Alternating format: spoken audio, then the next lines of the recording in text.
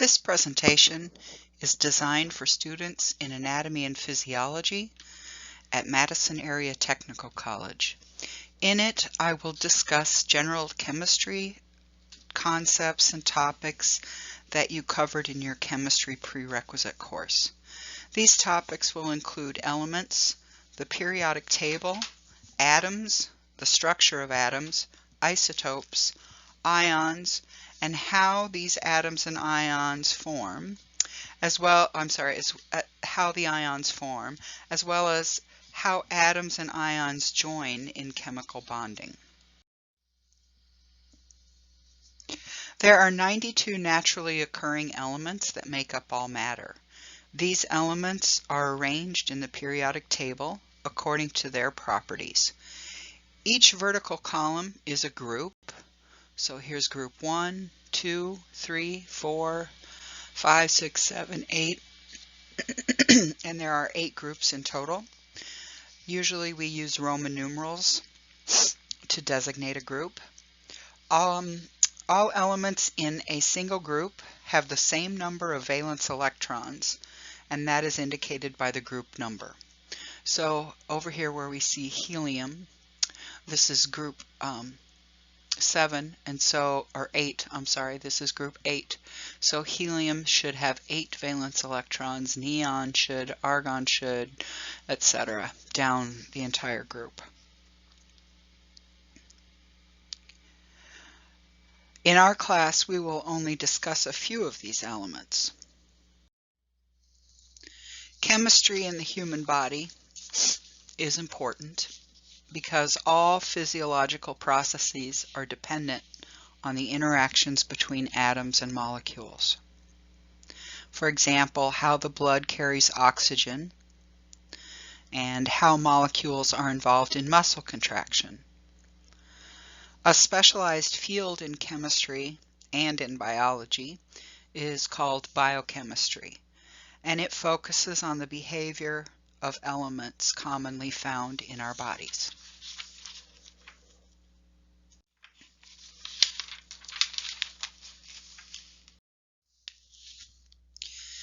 As noted in this slide, there are 4 major elements that make up about 96% of the human body's mass. These elements are oxygen, carbon, hydrogen, and nitrogen. Other elements in the body are referred to as lesser or trace elements. Of these, minerals are important electrolytes, and they're needed for proper functioning of various organ systems. In particular, we will discuss the importance of calcium, chlorine, iodine, iron, phosphorus, potassium, and sodium.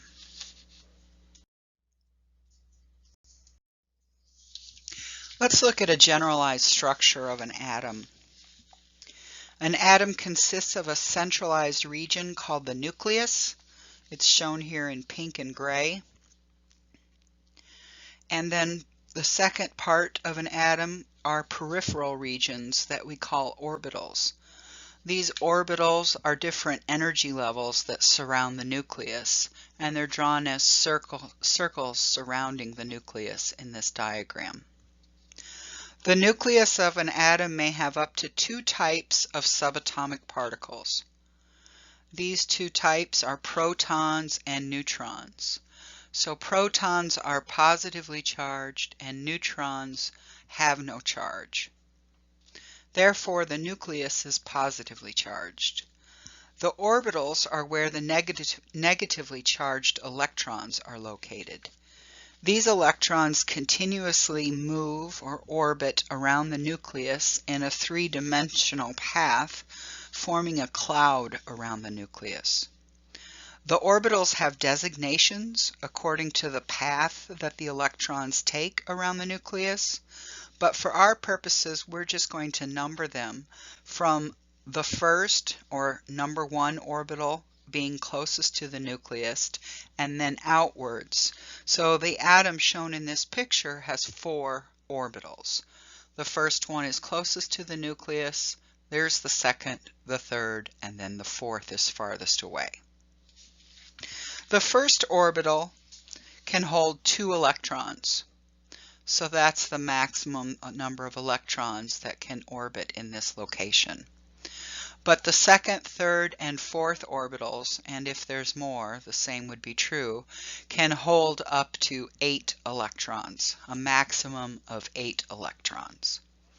Now, not all elements consist of atoms with 4 full orbitals, but in all cases, the last orbital that has, or the farthest away orbital that has an electron in it, is referred to as a valence orbital.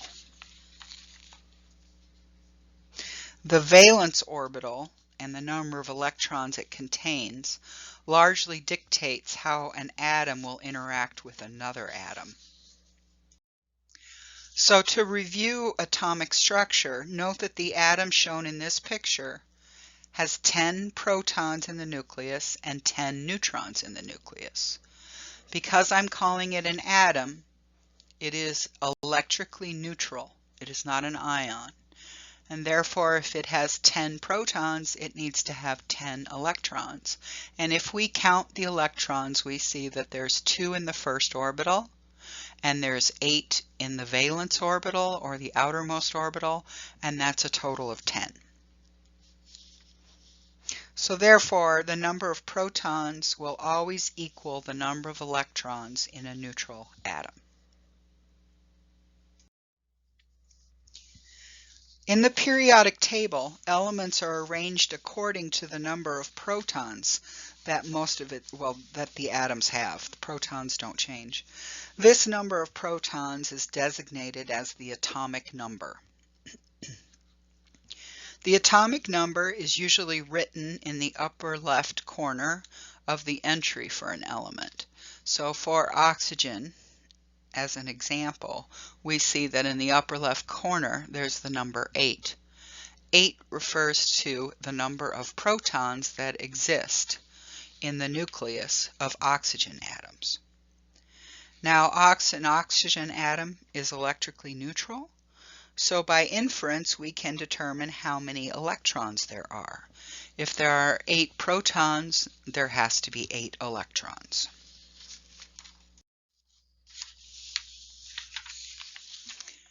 Another important piece of information in the periodic table is the atomic mass, and that's usually written beneath the atomic symbol for the element. And in this case, it's oxygen, and the atomic mass is 16. The atomic mass is equal to the number of protons and the number of neutrons in the nucleus. So it's really the mass of the nucleus. Now each subatomic particle, proton, neutron, and an electron, are all approximately the same weight. And the units for that calculation or measurement is in atomic mass units. So the mass of all protons would be, each proton would be 1 atomic mass unit. The mass of a single neutron would be 1 atomic mass unit. So if we have an atomic mass of 16 here, and you know that that is equal to the number of protons and the number of neutrons, and you already know the number of protons because that's 8 for the atomic number, you can deduce how many neutrons there are in an oxygen atom. So there should be, in this case, 8 neutrons. So the atomic mass of 16 is due to the fact that oxygen's nucleus has 8 protons and 8 neutrons. You have an assignment number 1, that gives you an opportunity to practice using the periodic table.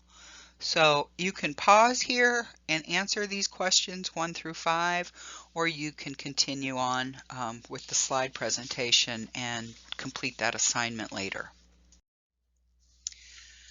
The next topic I'd like to discuss refers to a form of an atom called an isotope. For a given element, such as carbon, there are different forms of atoms. These different forms are referred to as isotopes, and they vary in the number of neutrons they have. So that makes them vary in how much they weigh or their atomic mass. For example, carbon has 3 isotopes. We call each isotope by a specific name. These 3 are carbon-12, carbon-13, and carbon-14. In all cases, if you look at a periodic table, the atomic number of carbon is 6. So that means there's always 6 protons, which is true across the board. You can see for carbon-12, carbon-13, and carbon-14. And because these are still neutral atoms, we will also have 6 electrons in all cases, so that the positive and the negative balance each other. But what varies are the number of neutrons. So if you were to add the number of protons and neutrons together for this particular atom, you would get an atomic mass of 12. 6 protons plus 6 neutrons. The nucleus weighs 12. For carbon-13, however, it's a little heavier because there are 7 neutrons. 6 plus 7 is 13, so we call it carbon-13. Carbon-14 has 8 neutrons, and it has an atomic mass of 14. 6 plus 8 is 14. So notice that it's only the neutrons that differ between isotopes. The number of protons and the number of electrons are always the same in all carbon atoms.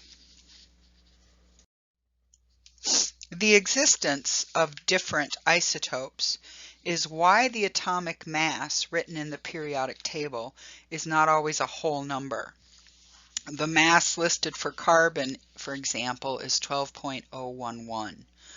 This mass is calculated based on the percentage of atoms that are one isotope and the percentage that are another isotope. It's an average of the mass of all carbon atoms. Now, all the isotopes of an element have basically the same chemical properties. They can form the same interactions with other atoms, but they may differ in their physical properties, such as the rate of decay or, well, obviously the weight, maybe the refraction of light, and this is all due to the different mass in neutrons. Carbon-14, for example, decays at a different rate than carbon-12. And scientists can determine the age of a carbon-based sample by calculating measuring the ratio of how much carbon-14 there is compared to how much carbon-12 there is. And it gives them an idea of how much decay has occurred over time and allows them to age a sample. Other isotopes are important to the medical field because they can be detected with certain dyes or in fact be used to make certain dyes. For example, some hydrogen isotopes such as tritium, which is heavy hydrogen, it's got an atomic mass of 3. Hydrogen usually has an atomic mass of 1. Anyway, this tritium is used in magnetic resonance imaging or MRI procedures. It's also used to make contrast dyes that machines can detect water molecules that have this heavy nitrogen or hydrogen. There are also PET scans, positron emission tomography scans that detect radioisotopes. And there's another example where we use iodine-123 to actually detect thyroid cancer, because the thyroid gland will take up this radioactive isotope, and then we use an imaging device to detect it. But only certain cells in the thyroid that are cancerous will take it up. Okay, now we're going to change our focus a little bit and talk about how we're going to be able to predict the way one atom will interact with another atom. So to do that, we often use a device called a Lewis dot structure, or it's a way that we draw an atom. This gives us a visual picture showing the number of valence electrons in the atom, and then we can determine how many more electrons would fit into the valence orbital. So we need to learn how to draw atoms just to be able to use it as a tool to visualize how an atom will interact with another. First, I'll explain the structure of a carbon atom with the drawing on the top of the slide. So the atomic number of carbon is 6. Therefore, there are 6 protons and 6 electrons. We don't draw the protons in the nucleus. Instead, we use the atomic symbol of the element, in this case carbon, so the symbol is a C, to represent the nucleus of the element. Next, we know that the first orbital of an atom can only hold 2 electrons. So we draw a circle around this symbol to indicate the first orbital, and we put 2 dots there for 2 electrons. Finally, we know that carbon atoms have 6 total electrons, so there's 4 electrons left over. They will be located in the second orbital, which can hold up to 8 electrons. So we draw another circle to represent the second orbital and add 4 dots to represent the 4 electrons. So this is a general way to draw an atom. It's not exactly a Lewis dot structure. A Lewis dot structure is a simplified drawing. It only includes the valence electrons surrounding the chemical symbol for an atom. And it's a really helpful tool because at a quick glance we can see, oh, okay, there's 4 valence electrons in a carbon atom, but there could be 8. So this carbon needs to have 4 more to fill its valence orbital. And it's true that atoms tend to try to fill that valence orbital. So at this point, you can go to your assignment and work on question number 6, drawing your own Lewis dot structure for nitrogen. The atomic number is 7. You also have a periodic table within the assignment that you can look at.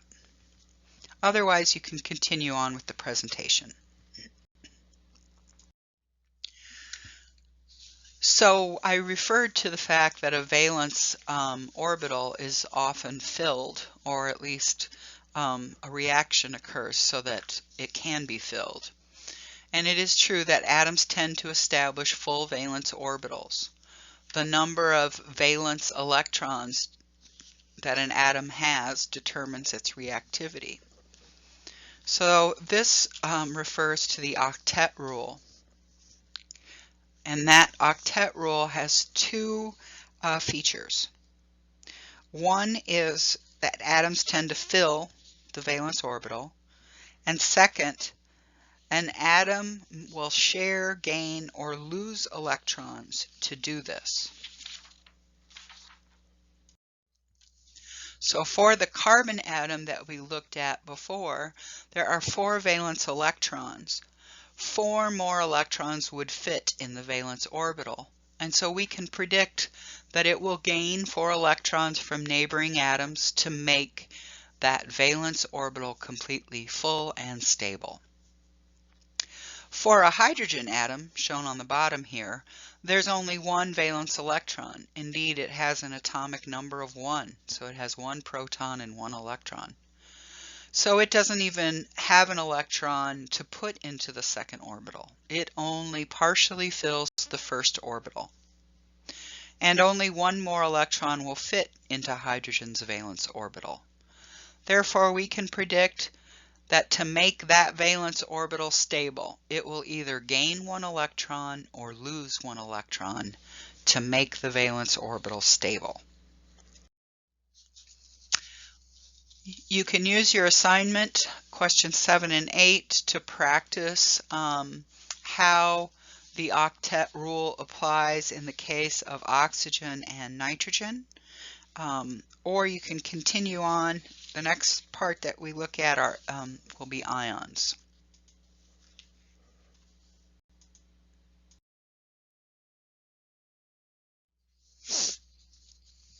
As I defined earlier, an ion is charged, and that's because it has an unequal number of protons and electrons. There are two specific types of ions, cations and anions. Cations are positively charged because there are more protons than there are electrons. An anion is negatively charged because it has more electrons than protons. And ions are formed by two processes. The terms for these processes are oxidation and reduction. In oxidation, a neutral atom loses an electron. It is called oxidation because usually it's oxygen that takes that electron and kind of holds on to it. In reduction, a neutral atom will gain an electron. And I don't really know why it's called reduction or why we say that the atom is reduced. Here's an example or a visual depiction of how ions are formed. The box on the left shows oxidation, and we'll use sodium as an example. A sodium atom that's neutral has 11 electrons, so there's just one in the valence orbital. It will take a lot less energy to lose one than it would to gain 7. So this sodium atom tends to lose that valence electron so that the outermost orbital that remains is stable because it's completely full. When this electron is lost, we now have an ion. We have only 10 electrons, but we have 11 protons. So there's one additional positive charge, and we write it as sodium plus. And Na is the atomic symbol for sodium. So oxidation forms a cation, a positively charged ion. Contrary to that, a negatively charged ion, or an anion, is formed by reduction. And I'll use chlorine as an example. A chlorine atom has 17 electrons. So that means there are 7 electrons in the valence orbital. To make this valence orbital stable, it needs one more electron. So it will take an electron or accept an electron from somewhere, gain one, and when it does so, it has 18 electrons, but still only 17 protons.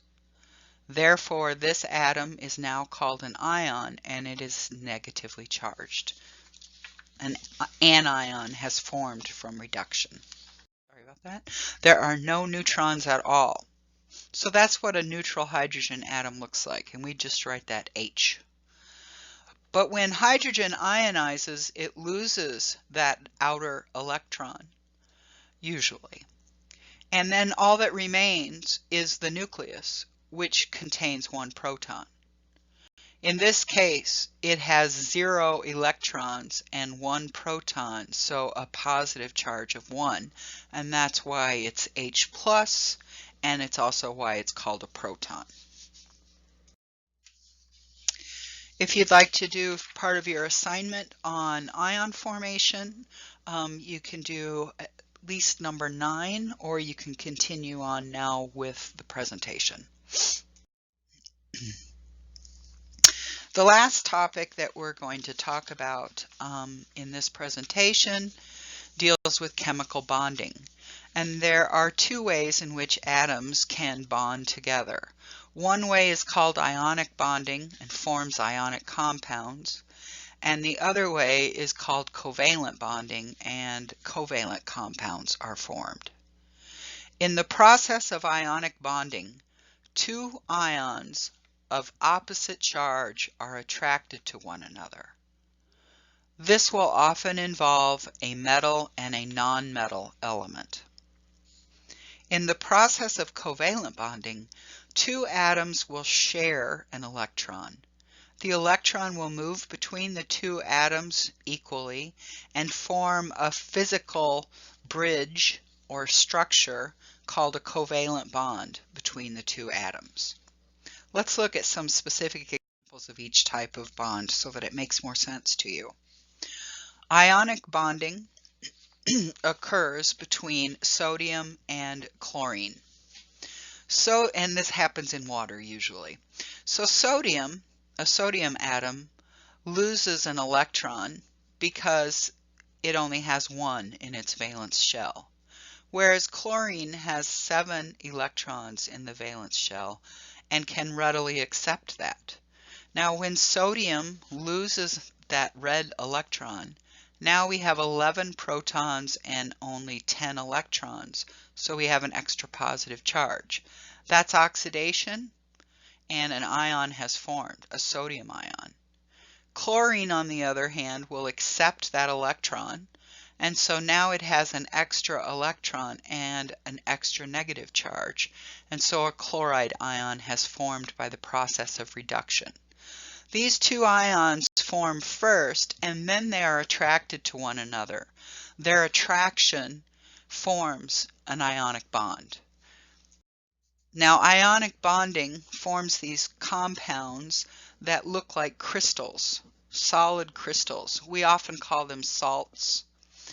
And you'll notice that one ion is surrounded by a cloud of ions of the opposite charge. So you get this geometrical sort of structure, or crystallized structure. And they will dissolve in water and separate. Ionic compounds that are found in the body are usually in our fluids. They are present in cells as well, but blood, serum, urine, and they dissociate in water and conduct an electrical current as well in water. The table on this slide lists some major ionic compounds found in your body, such as calcium chloride, potassium chloride, sodium bicarbonate, that just to name a few. And another ionic compound in the body that's not on this table is calcium phosphate, and that is found in our bones and our teeth. So features of ionic compounds are that they dissolve in water, they're capable of conducting an electrical current, and you'll notice this term electrolyte. These ionic compounds found in our body fluids are often referred to as electrolytes. And electrolytes are very important because they participate in most major metabolic reactions that take place within our cells and even in between our cells. They affect the movement of water into a cell or out of a cell, and they're important in physiological processes such as nerve and muscle tissue function. And certain imbalances could have effects that range from just muscle cramps and brittle bones to something serious like cardiac arrest or coma. So they affect muscle, nervous system, muscular system, skeletal system, nervous system, circulatory system. Electrolytes affect everything. The other type of bonding that we'll talk about is covalent bonding.